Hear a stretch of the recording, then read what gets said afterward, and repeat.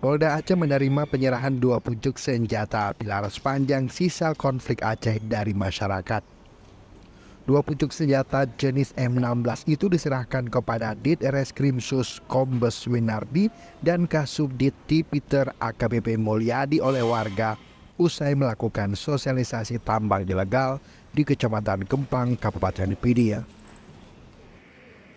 Selain 2 pucuk senjata, polisi juga menerima 3 magazin serta 55 butir peluru kaliber 7,62 mm dan 15 peluru kaliber 5,56 mm.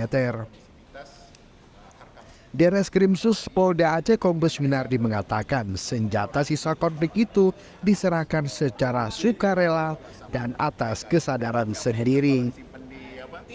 Polda Aceh sangat mengapresiasi masyarakat, tokoh masyarakat Pidi yang sudah mau menyerahkan senjata secara sukarela, dan mereka sangat mendukung Polda Aceh untuk menjaga keamanan dan ketertiban, terutama dalam rangka persiapan pemilu 2024. Sebelumnya Polda Aceh melakukan sosialisasi pencegahan tambang ilegal, karhutla, dan kondusivitas keamanan jelang pemilu 2024 di Kecamatan Gempang, Kabupaten Pidie pada 30 Agustus lalu. Namun ada seorang warga menjumpai Kombes Pol Winardi dan menyampaikan keinginannya untuk menyerahkan senjata api.